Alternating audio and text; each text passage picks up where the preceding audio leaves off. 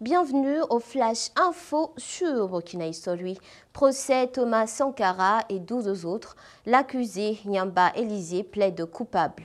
Accusé d'avoir donné la mort à Thomas Sankara et ses 12 compagnons, d'attentat à la sûreté de l'État en complicité avec Blaise Compaoré et autres, il a reconnu les faits. Chauffeur militaire à la retraite, soldat de première classe, il a été le premier prévenu à être entendu en ce 3e jour du procès.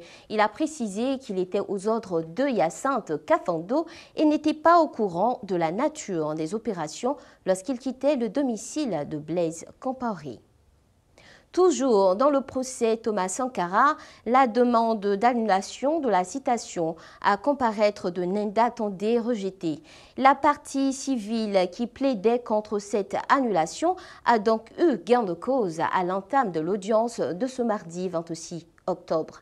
Pour elle, le plus important, c'est que le concerné reconnaisse les charges qui ont été retenues et qu'il soit prévenu ou accusé. On rappelle, le mémoire de fin de nullité de citation pour le prévenu avait été introduit par la défense.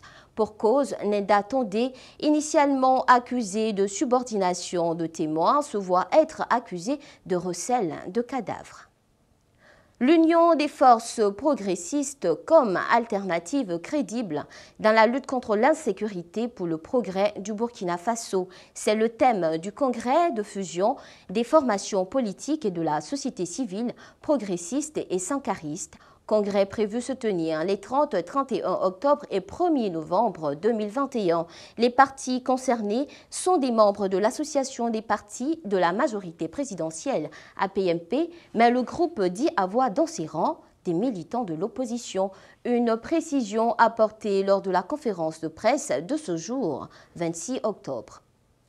Au Mali voisin, le représentant de la CEDEAO expulsé. Personnage central dans les négociations entre l'organisation ouest-africaine et les autorités de transition, Amidou Boli a appris ce 25 octobre qu'il avait 72 heures pour quitter le Mali. Bamako l'accuse de tentative de déstabilisation. Les autorités maliennes rejettent par ailleurs l'organisation d'élections en février prochain pour des raisons sécuritaires comme l'exige l'instance régionale. Au Ghana, un projet de loi menace de prison les homosexuels. Le Parlement ghanéen doit se pencher aujourd'hui mardi sur un texte qui criminalise l'homosexualité déjà interdite et pénalise le soutien aux personnes LGBT. Le projet de loi fait aussi la promotion des thérapies de conversion des homosexuels, déjà pratiquées dans plusieurs pays du continent africain et aux États-Unis.